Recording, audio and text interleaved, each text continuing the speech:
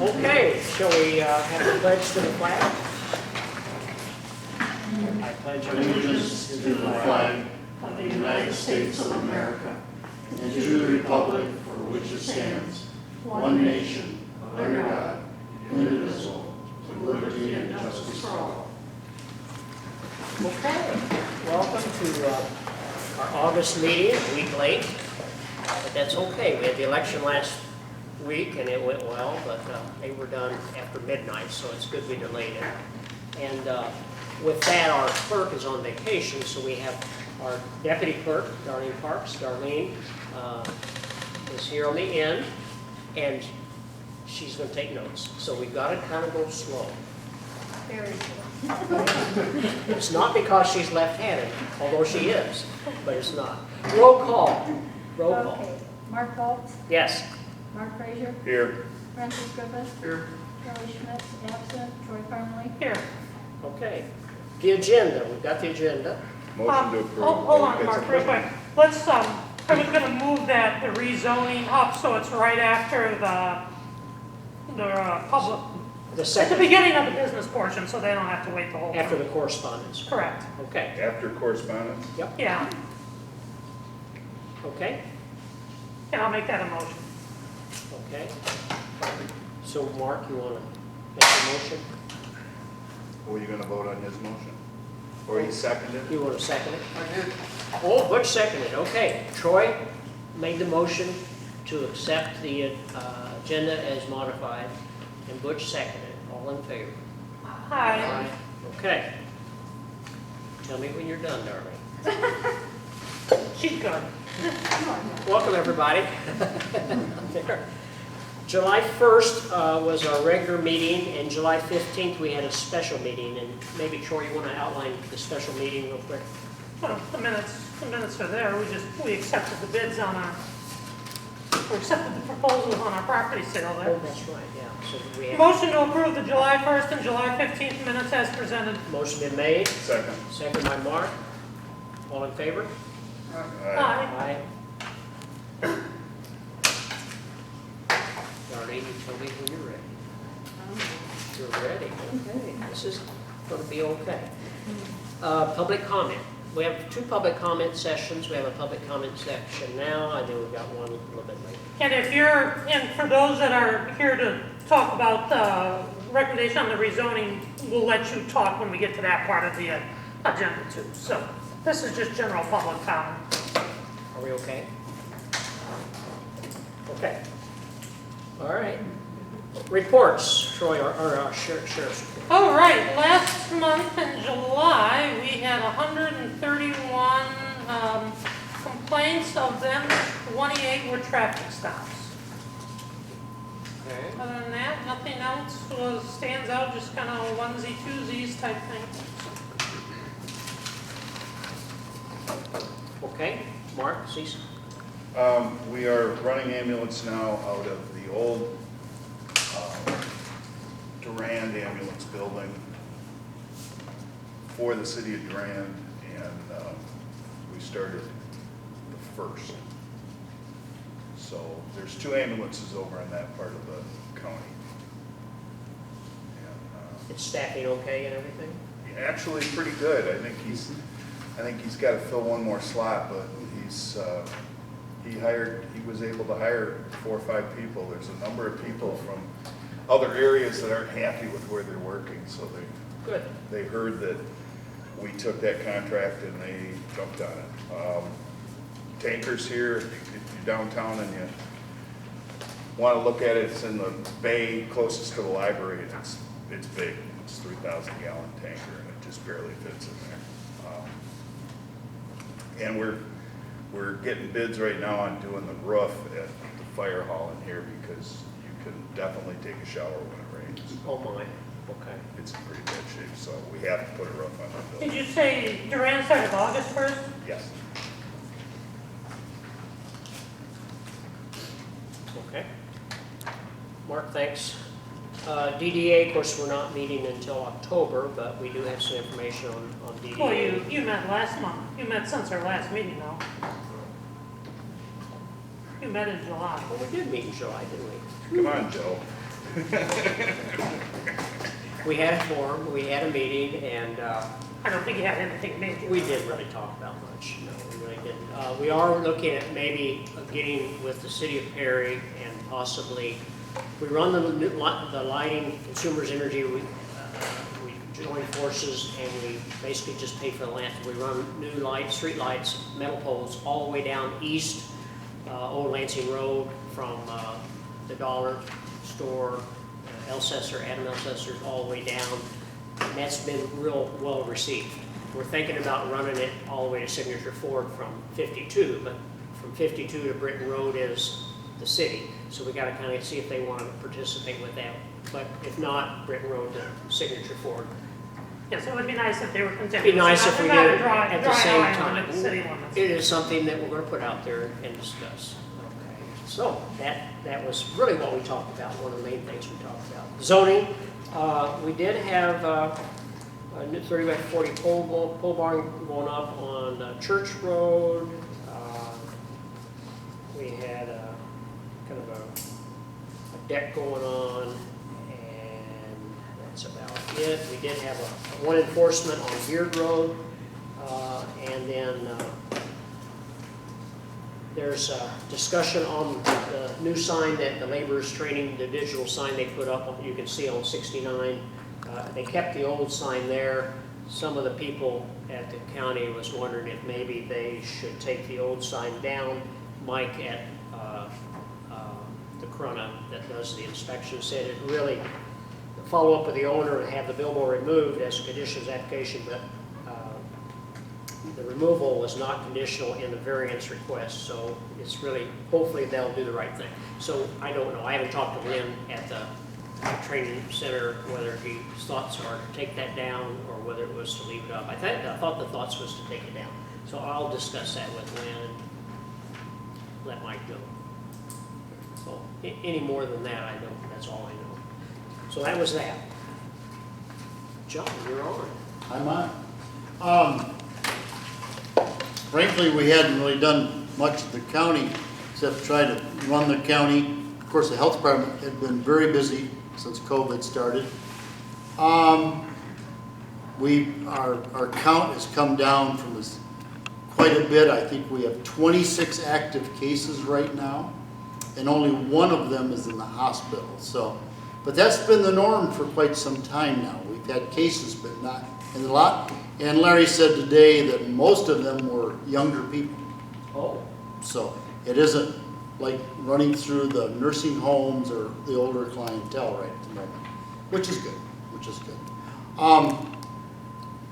In road commission activity, it's been a wonderful summer, so the road commission has got their projects all just about finished up. Graveling, blacktopping, they were able to do everything that they had planned this summer. They honored all the township contracts, I believe, the last meeting. And also, which is kind of an interesting thing, they were expecting quite a downturn in road tax money because of COVID, especially in end of March time, April, May, into June. We were surmising that tax money that comes from gallons of gasoline sold might be down as high as 50–60%. But as of the middle end of July, MDOT indicated that it's going to be under 30% down for about a 6–7 week period, and that 30% may get down as low as 17% reduction. So there was activity, just not as much. Now, if you've noticed lately, especially the last month, drive back and forth to Owasso on M52, it's packed. Day, evening, I mean, there's a lot of activity going on in Shiawassee County. I don't know about the rest of the state, but things have really ramped up, which is good. But also too is, so next year's budget, the road commission is guardedly saying, well, if we had like 18 miles of roads to do, maybe we could still do 15 or 16. So they're positive about the situation.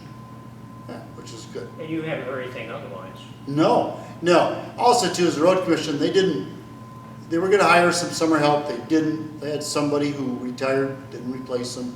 They saved money on their overhead all summer long. So when they got apples to apples and dollars to dollars, they were in decent shape, so they're pleased. I think they had some machinery they deferred, Yeah. you know, they didn't replace. Yeah, so, but other than that, now, right now, the Board of Commissioners, we're getting into budgetary process. And we're gonna have some savings in Blue Cross Blue Shield. We've changed the program. Everybody's on board. Basically higher deductibles. That is to save us quite a bit of money. Also, we are changing the pension program. That'll be probably likely come in September, which means that from the defined benefit, which is MERS, where you pay for somebody's retirement and the county's on the hook forever, it'll go to when we cost out our retirement for each year's budget, when that budget's complete and paid, that year is done. There won't be any carryover. So whatever the pension program is, and who's ever contributed or participated, they will have their pension monies from that year, and the obligation from the county will end at the end of the budget year. And that's basically what everybody's going to. Again, that's been a lot of discussion with employees and unions about that, and they understand. That's still a MERS program? So also too is we're making a choice of either staying with MERS or we're gonna go into nationwide. And right now it's leaning towards nationwide. So that's pretty interesting, if I know the truth. So, other than that, we're looking at also buyouts. We have a number of employees that if we help them, they would retire, and that'll help with our pension costs. And we're not sure how many, but we're looking at 10 to 14. And so that's a pretty good number for us. Yeah. We're looking at everybody's budget coming in at 15% less than last year's. That can be difficult for some departments because there's state monies involved and Fed monies for matching and things like that. But everybody's working on that, and some of the programs for the Blue Cross Blue Shield will help each department attain, hopefully get to that 10 to 15%. Several people that will be leaving us this year won't be replaced probably until the end of the year. We took advantage of the monies that came from unemployment. We put our employees on 4 days, and so they could draw unemployment for that 5th day, which they did. A huge portion of them, not everybody, because some just too key people that have to stay and work. But that saved us some payroll expense. Probably, we're looking at probably about $140,000. So again, saved money on the bottom line. What we're looking at for next year is we're not sure exactly where state monies will come, because a lot of state money comes to our health department. But what we're seeing is today that 911 reported, Angela from 911, she gave a report about they've been working on a grant to get another tower, for the sheriff, emergency services, and that tower is needed. Actually, they need that tower in Lanesburg area, and they need a tower down at Byron.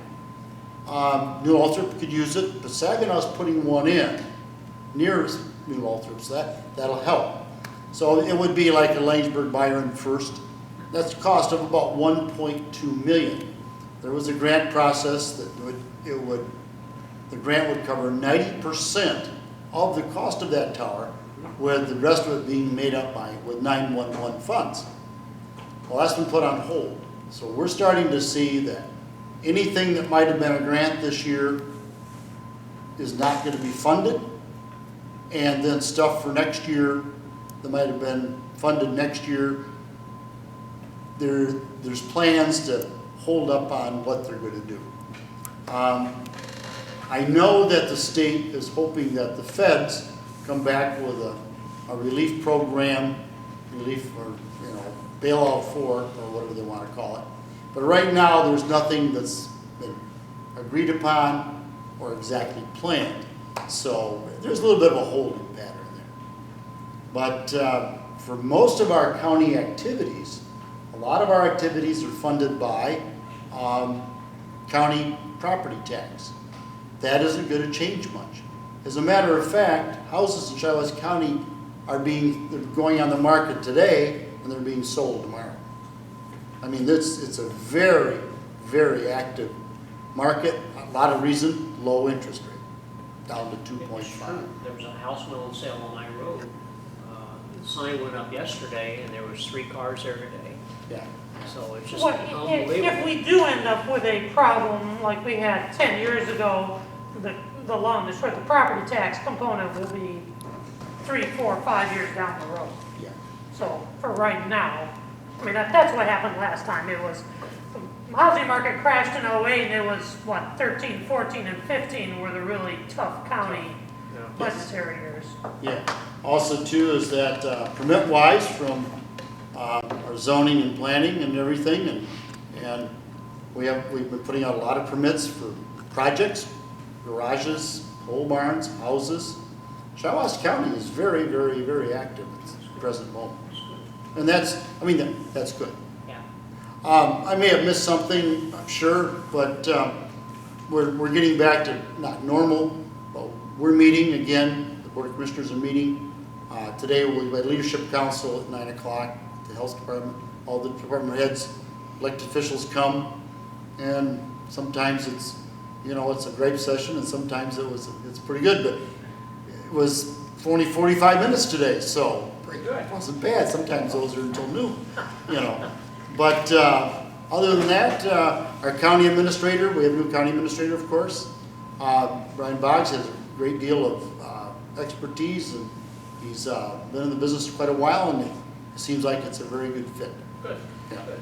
How is Larry's situation at the health department? I mean, I assume they have taken on substantial additional costs. You know, Yes. because of is some of that state funds or? Yes. Actually, I learned today that there's been a directive put out to, like, county government for your health departments by your health director that please gather up your additional costs, because when people had COVID in the county, they were contacted every day by somebody from the county health department, every day, 7 days, sometimes twice a day. Oh, my. And I had a really good friend that had COVID-19, and he said they called every day to ask how he was doing, could they do anything for him? And they were just, he said they were top-notch. Oh, good. Those were additional costs. Now, Larry, some of the people work, you know, Monday, Tuesday, Wednesday, Saturday, Sunday, and some worked other times. But there's supplies, you know, stuff to do with Costs, COVID. additional costs. Yes. I didn't hear the number. I was doing something else today, but I'll know that next week, or I call tomorrow. But yes, there is going to be some monies for that. There already was monies for that. It just has to be determined, and then that'll come through from state and federal monies back to the county. Yeah. Anything else? Okay. Thank you. Thank you. Thanks, John. Thank you, John. Okay, Mark, the library. Big thing at the library was they enacted a fine-free policy for most printed materials, not electronics. So that if somebody couldn't get back with something, they aren't getting fined, so. That's really the big earth shaker there. What is the branch's situation, Mark? Are They're open. they're, They've been open, actually open the same time we did here. what's her situation in Morris? I mean, I assume she's really limited on capacity probably.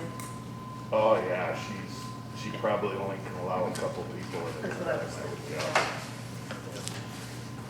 Okay. Okay.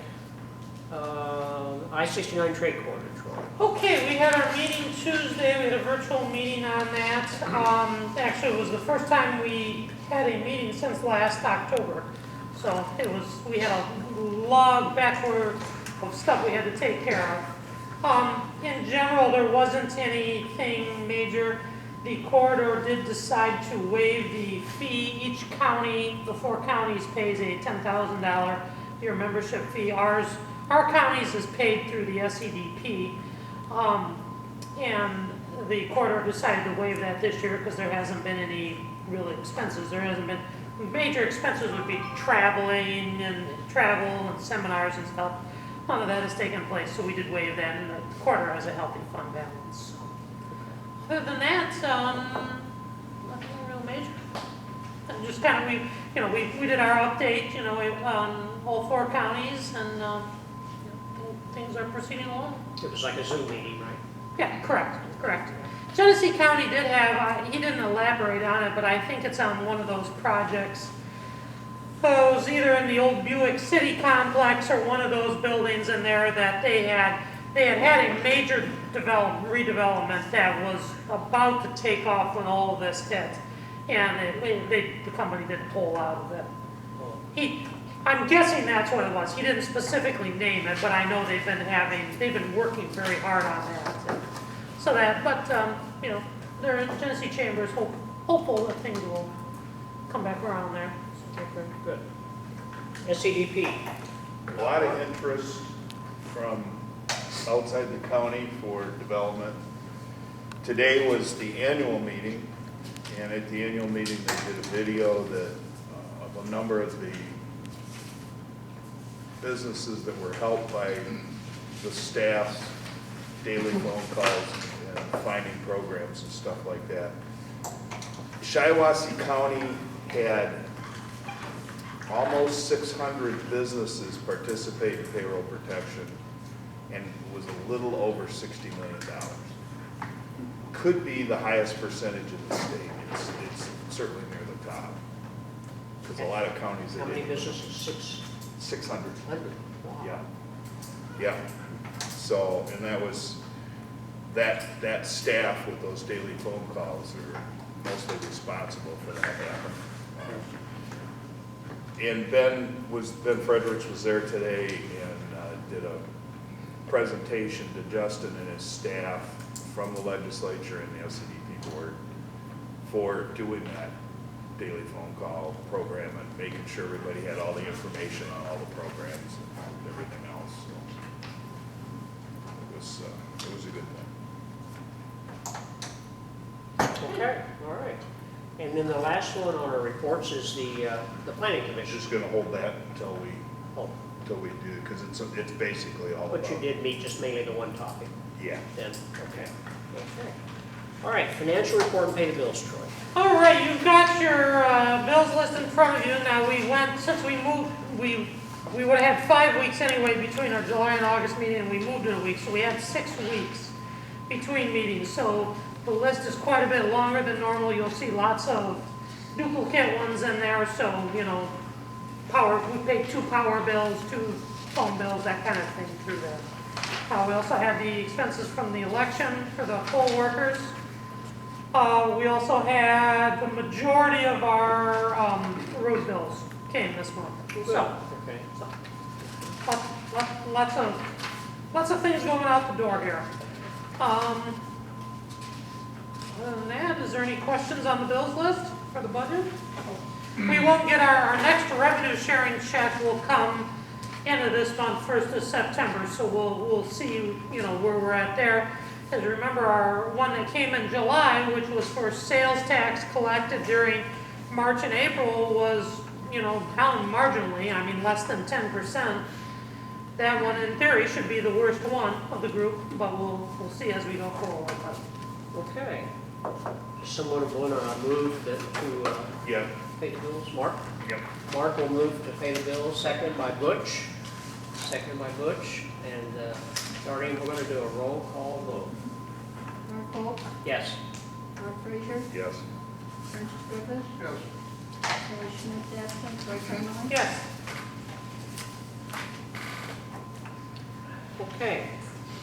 Correspondence.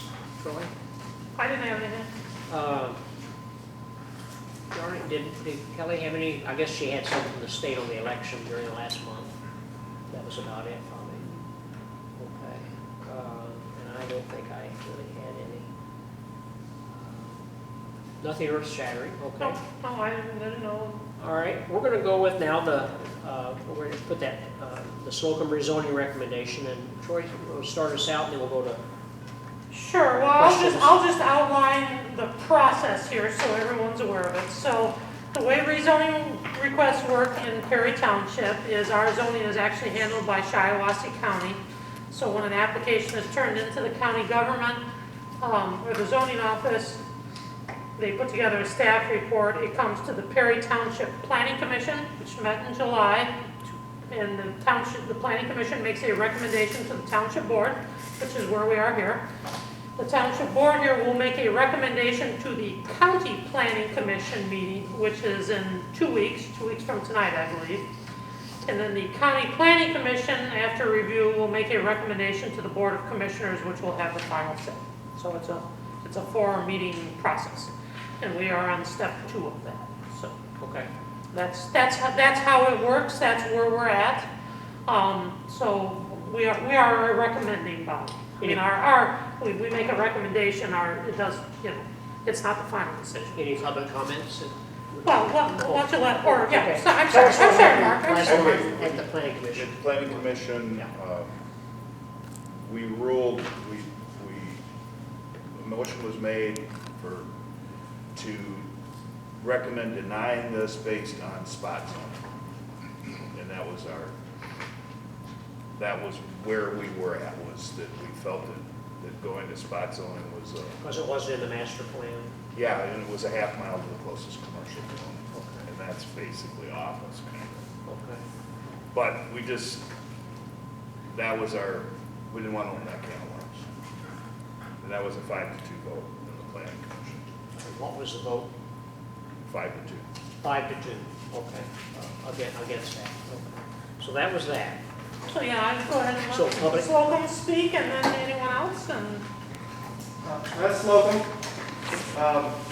So of course, we do have the spot zoning we have to make a decision on. We are a half a mile north of Church Road, which is the only cross intersection is Winiger and 52 once you go north of Perry. So that's the best intersection we could find to put it at, even though we're a half a mile beyond. Because we do own the property right up at Church Road. That's just a bad spot for it. It's going to make a traffic mess. That's why we're requesting the spot that's a half a mile farther north. Along with that, my brother John went and spoke with all the neighbors. The only concern that came up was the aesthetics. Make sure it doesn't, it's the country. We don't want to look like it's the middle of Lansing.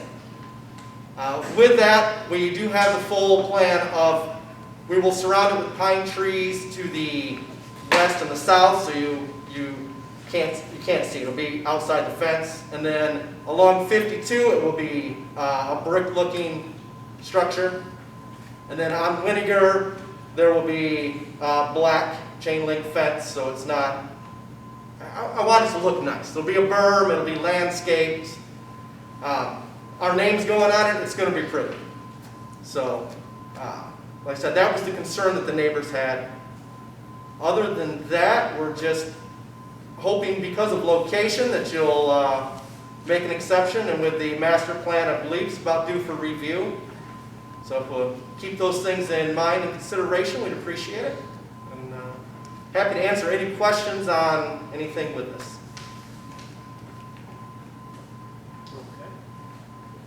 Anyone else? Thank you. Sure, yeah, I'm Terry Matthews, my wife Catherine. John, how you doing? John, we own the property directly adjacent to the proposed site. Okay. So we're on Winiger Road, from the first driveway off 52. I've got a nice house there, been there about 10 years, 50 acres. So we spent a lot of time developing the home, the property, landscaping, very nice place, and the reason I bought it all these years ago was because we were in Okemos, we left Okemos looking for the country, and so my mom was in real estate, she was a broker, she found this home, and we searched to make sure the land around it was was what it was. It wasn't commercial or industrial approved land, and so, you know, I had some sense of, you know, assurance that my investment there was gonna remain peaceful and quiet. And, you know, John was kind enough to come by and talk with us and show his plan. And we're business people. We own. I've got 10 commercial, you know, businesses around Lansing, and I applaud anybody who wants to start a business, open a business. I just think he's misplaced in terms of the location. It's and that's not just because it's next to me. There's a lot of other residential homes out in that area. And it's just a country area. You know, I drive home every night, and I see the sunset coming down, and I'm surrounded by farm fields, and that's why I bought it, and that's how I'd like it to stay. There's no shortage of commercial land in and around Perry. There's land right now, almost 4 acres on Britton Road for sale. There's another, I guess, 3.8 acres up on Lansing Road. So, you know, they could accomplish their goal, still have their dream come true, and in alignment with the master plan, and not drop a structure that just doesn't fit the area. And so, you know, I don't think there's any level of landscaping or facade improvement that could counter the impact that a building like that would have. So you would be right across the street from So I'm kind of? going north out of Perry. Yeah. If you get to Winnegar and turn left, the land they want to develop is right on that corner, and I'm the drive. I'm sorry. South side, yeah. South. And I'm right next to it. They would be next to the farm. Yeah. Thank you. Yeah, that's what I thought. Absolutely. Well, okay. Anyone else want to talk, speak? Matt, pretty much. John, would you want to say anything at all, John? No, he just said it's covered. Anyone else? No? Larry? You want to speak? You're fine. I really ain't got To add. anything to say other than it is country. But, you know, I could put up a barn for hogs in there or whatever. There's no zoning on that, so I guess people gotta look at that too, because I could do that. And I don't want it, but I could do that, so, I mean, and he's got 46 acres there. I think it's 46, if I remember right. 47 change, I think, something like that. And he's behind the woods, so he's not gonna take in We his have house. trouble with So I just- No, I disagree with you. I disagree with you. I'll see that every day. I see it every day. And I'd like to just add too, it's not just the site of it. You know, there's 130 units. It's the noise, it's the lighting, it's the traffic, it's all of it taken together.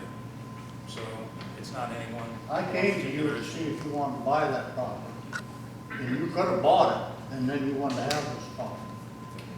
Well, I didn't want to own it, but I also didn't want it You to don't be. want all of it, you don't want me to do what I want. Okay, folks, let's. Okay, Well, well, it's just not within the master plan, that's all. thank you very much, appreciate it. Okay, anybody else that would, Troy, you want to say anything? Yeah, well, I mean, the concern, and when there was discussion of this that came up over a year ago, I outlined the master plan. And that's really, when you're doing rezonings, that's why we have this book in place. Are there situations, you know, if you're, you know, right on borders and such that can be looked at? Sure, but this really isn't there. I mean, the board and the previous boards, the planning commission, I mean, the commercial industrial corridor has been discussed, you know, every time our master plan's been reviewed for the last 25, 30 years. And the lines drawn were the M52 corridor, basically on both sides of Perry, and including the city of Perry, because there's lots there. Also the Lansing Road corridor, the Brenton Road corridor through there. And there is, you know, if we were to the point where all of those properties were developed in full, then certainly it would be time to take a hard look at all those boundaries. But that isn't the case right now. And so our line starts at the Church Road there and goes down to Beard Road, effectively, and including, you know, the city of Perry has all of that in commercial there too. The area in question at the corner of Winnegar and M52 there is an agricultural rural residential, which largely describes what it is. I mean, it's farms. I mean, there's any sort of agricultural operation is allowed. As Larry said, I mean, you could put a Any sort of commercial farm facility, there would be no restrictions on that at all. I mean, that falls under the A2 classification, and you can have rural residential, which is the occasional house. There's acreage requirements, you know, you have to be between the 1 and 2.5 acres or greater than 20. I mean, so there's strict requirements for residential in there too, but that is what the master plan calls for, and I mean, it is presently zoned. So. And this was discussed during your planning commission meeting also. Yeah, I mean, it's not, I have no doubt that it would be a nice facility or anything. It really belongs more in the commercial industrial area. And when you start doing spot zoning, you start getting problems. I mean, if you spot zone that corner, then effectively you need to consider both sides of 52 all the way up to Winnegar Road. And there's parcels next to it being marketed as residential, and that creates conflicts down the road. It may be fine today, it may be fine for the next 20 years, but you know, nothing is forever, and when businesses change or homes change, that's when problems come in. I give just a prime example right now. 15 years or so ago, the Township Planning Commission and the Township Board granted a special use permit for a church down on M52 by Lock Road for the Jehovah's Witness Church. Now, the property owner at the time was an active member, and he donated the property, and that's what it was going to be used for. Well, you know, he doesn't live there anymore. He moved out of state. The congregation went defunct. Now there's a building there that has extremely limited use because it's in an A1 district, and you can only do things that are what a special use permit's allowed in A1, which isn't much. I mean, a church is one of the handful of things, and you could have a very nice farmer's market or something like that. But, I mean, those are the problems when you start leaving your commercial industrial corridor is, you know, there's limited uses there. So we've got a building, a nice building, but it's not. Correct. So depending on whatever the county decides on this request, even if it eventually is approved, then there would be a special use permit process for having a mini storage unit facility on there. Let me ask them a question, okay? Sure. So, Larry, you've subdivided some of this off to the kids, right? Right. And so part of it was, not all of it, part of it you want to use for the storage unit, right? Part of it. Not all of it, but just part of it. So the other parts, do you envision homes being built there maybe as time goes on, as we move on, or? And then my thought, I'm just thinking, if you got the storage unit here and then you got homes, are they going to like that, having that there? I don't know, but I'm just, and would that hurt your chances of selling these other acreage to homes buyers in the future? I don't know. Maybe you've already thought through this. I don't know. But as you guys were talking, I'm thinking, well, I thought you had several lots you sold to the boys. No.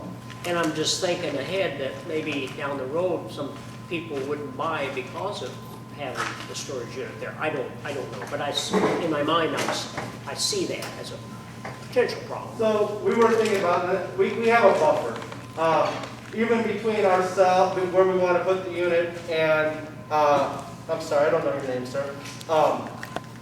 Terry. And Terry's driveway, we have a buffer. I forgot how many feet now. I'd have to look it up.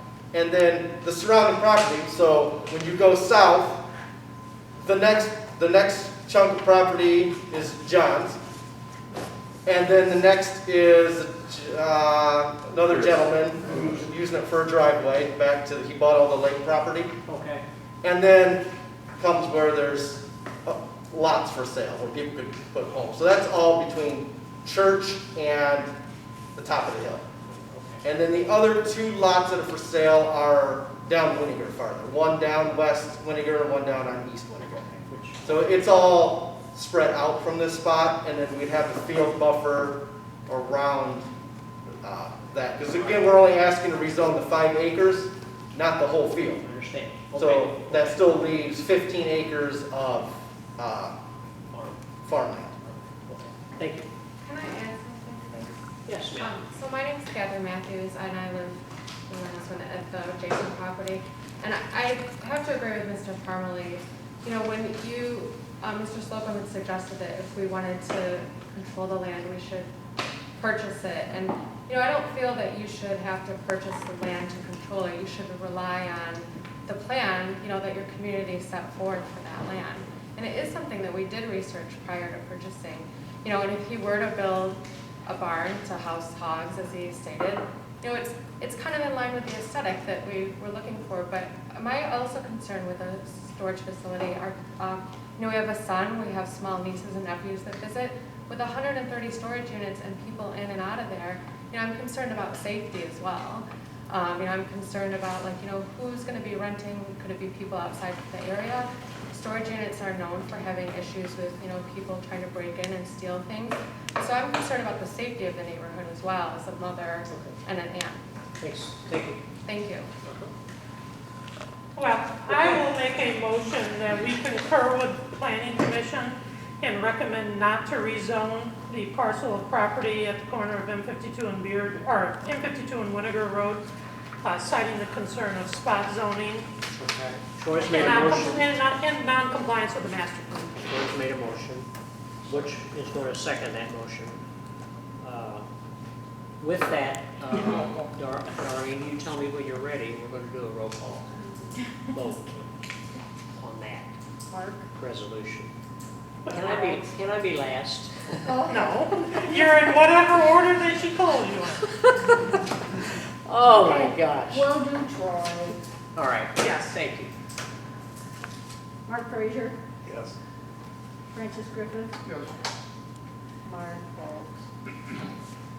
This is a tough decision. And John's looking at me. You know, we've been a unified board for 4 years. It doesn't matter, Mark. Whatever you want to vote, but vote. Vote however you want. But I'm listening to the public, and I'm listening to, you know, what Troy said, and trying to put it all together. So We're making a I'll say I'll vote against it. Against? I mean, not the motion, against it. So you're voting yes. It's a yes vote, unanimous Jesus. vote. I'm voting yes on the motion, against the plan. You see how hard this is going to be, John? Okay. So, and like I said, we are simply a recommending body, so we will forward this recommendation along with our planning commission to the county. Yeah. And the county planning commission meets, it's 2 weeks from tonight at 7 p.m. You know where it's At the stand, and they meet at they're still meeting at the Surbeck building, right? Right. Yeah. The Surbeck building, which is the county office building directly across the street from the old courthouse in Corona. Okay. They're on the first floor. I want to thank you all for coming. Yes, yes, thank you for coming. Thank you. Okay. Okay, with that, Water. unfinished business, water property update, Troy. Okay, so our parcel of property south of town that we had the special meeting to accept the purchase agreements on. All three parties have signed the purchase agreements. Okay. We have closed on the first one. Remember, we had to close in order, so we didn't landlock ourselves. 40 acres.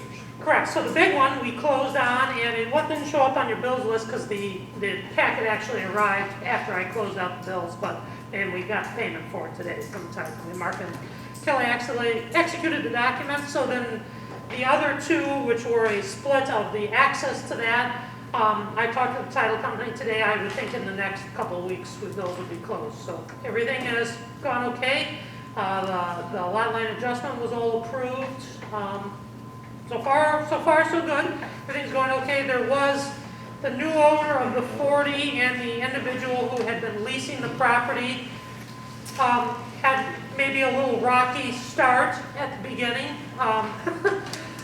But I think they're working that out. I mean, you know, they're aware that we assigned all landlord rights upon the sale, and there's a little confusion about possible uses there. So.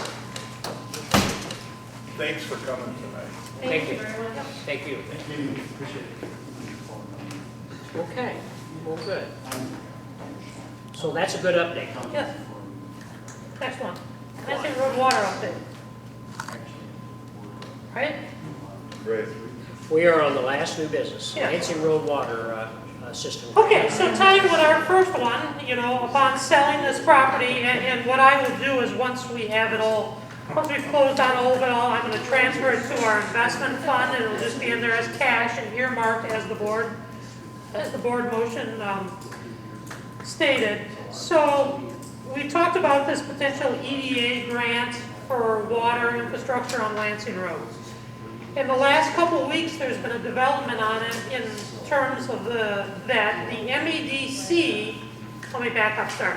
The grant was an 80-20, 80% federal, 20% local. The MEDC has stepped in, and if we work with them on the application, they are proposing to cover half of the local match. So now it becomes a 90-10 grant from and they will cover up to $250,000 to match, the local. So this gets to be a real opportunity. I mean, Justin, Mark, and I, and a guy from the EDA had a conference call after our I-69 meeting Tuesday, just to kind of go over it was the same guy, I think Mark, that was on the one you and I were on earlier in the year. He sent us the criteria on it, kind of where we're at. He thinks even though they have 2 years to allocate the money, he feels that this is largely going to be spent by December. There's been lots and lots of interest. So he said the sooner the better. We kind of went over the ideas of the project again. We've got kind of two things. I mean, these are kind of big things. The city of Perry would have to be the technical applicant because they would be the owner of the asset. So clearly the city of Perry has to be on board with this. Now, with our selling of that property, with the money we have in the LDFA fund, I mean, that adds up to a little more than $200,000 as 10% match. We have the funds allocated right now to leverage up to a $2 million grant. Yeah, I mean, and if the DDA kicks in money, that's even, I mean, we have not discussed this with the DDA yet, but I mean, that's even more potential. So what do we need today?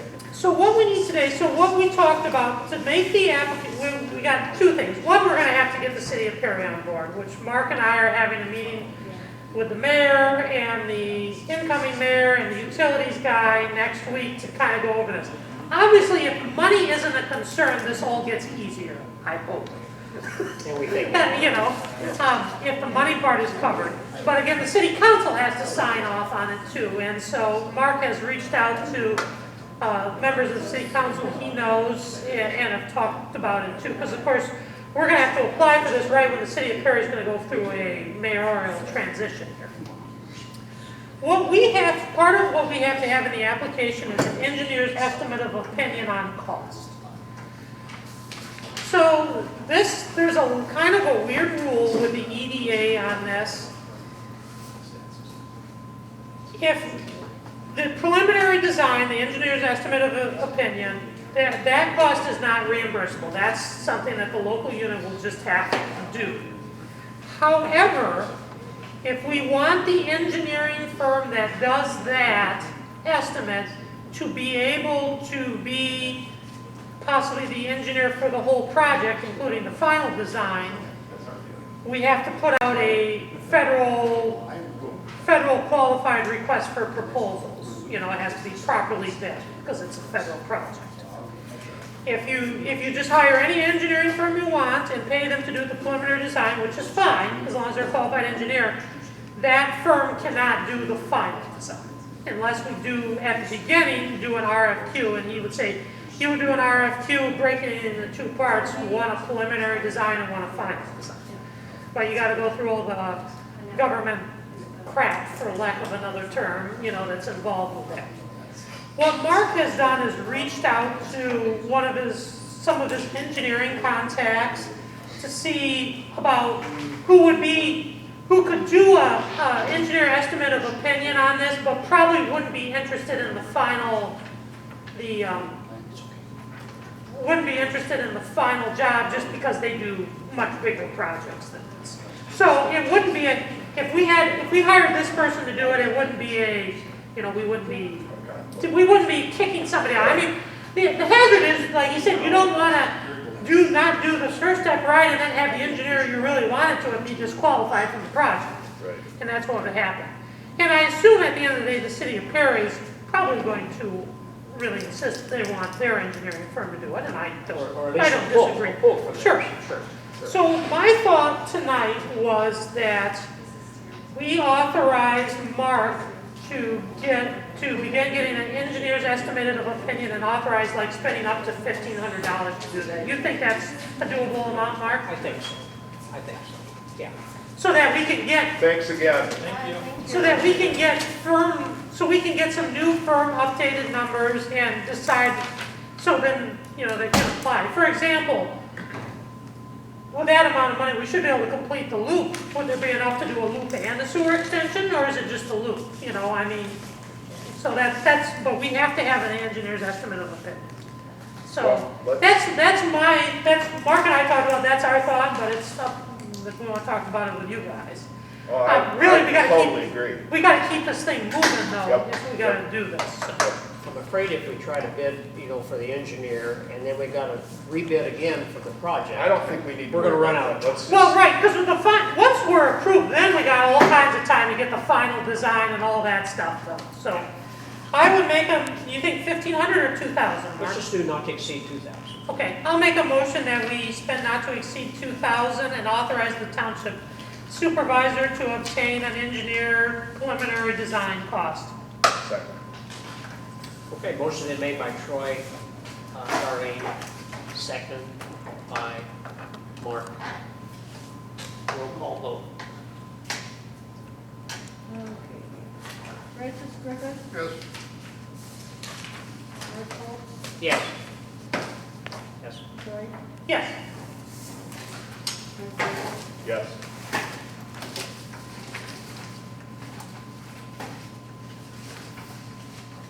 Okay, passed. We'll do it. All right, with that,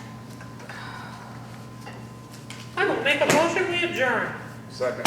motion been made, second, all in favor? Aye. Aye. We're- Boy, the last part of that meeting went quick. Good night. I